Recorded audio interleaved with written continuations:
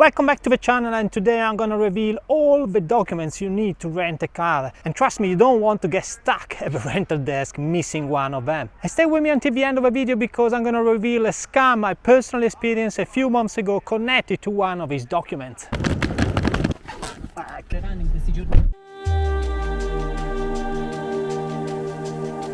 I cannot stress enough to say how important it is to have all the documentation ready before you pick up the car. And the first document, of course, is the driving license. And the important thing here, obviously, is to check that it's not expired. It has to be valid until the last day of your rental.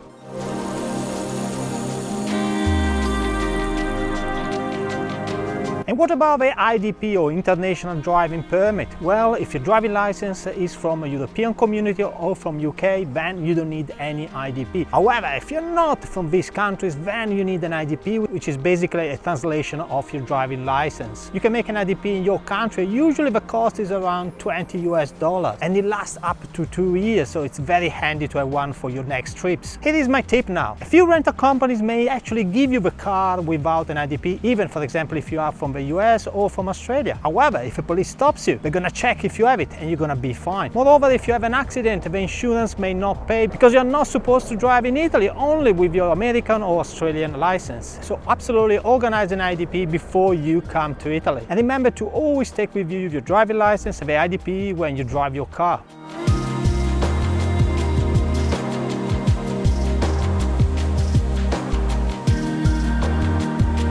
Another important document is the credit card. Now, keep in mind that you can actually book your car with a debit card, but when you pick it up, most likely they will ask a credit card to freeze the deposit, just in case of any damage. Now, you may ask yourself if you can rent a car actually without a credit card, and there are only a few companies that actually allow that. I've been renting cars for many years, and I tend to use always the same comparison website. And on their website, actually, I can filter only the rental companies that accept also debit cards, which is a great bonus in case you don't have a credit card. However, keep in mind that these companies usually are more expensive. Have you rented already a car in Italy? Let me know in the comments section. How did you like driving in Italy? And remember to subscribe to the channel and like the video. Usually the rented car comes with a basic insurance and typically with an excess of between 3,000 and 5,000 euros. Now, it really pays off to check your credit card because these may cover actually this excess. And if this is the case, just print off the insurance so you can show it at the counter, because be sure they're gonna try to upsell the most expensive full insurance they have. Also make sure that the credit card insurance covers damages also in Italy. Now, if your credit card insurance doesn't cover, I personally suggest to check out the comparison website I typically use to rent a car. I'm gonna put a link into the video description because over there I usually do a full insurance for 8 to 10 euros a day, which is a steal and such a peace of mind too.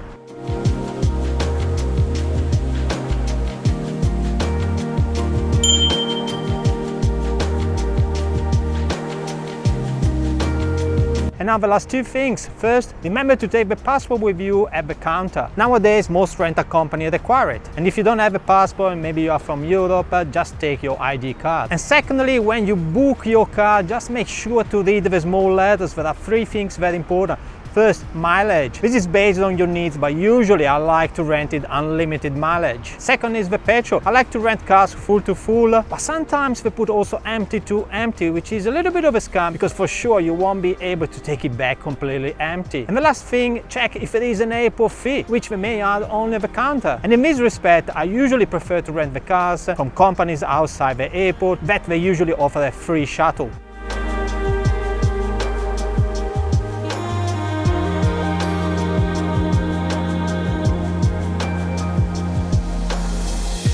And now let me tell you about the scam that I experienced only a few months ago. I was queuing up in a rental company and there was a guy in front of me, an American guy, that didn't have a IDP. Of course, the rental company didn't want to give him a car unless he would do a special full insurance for 50 euros a day, which is super expensive if you think that the IDP costs just $20 for the full trip. And that's it about all of the documents you need to have before renting a car here in Italy. I hope you enjoy, you find it useful. Put a like, subscribe to the channel, and I'll see you next week for another video on renting a car here in Italy.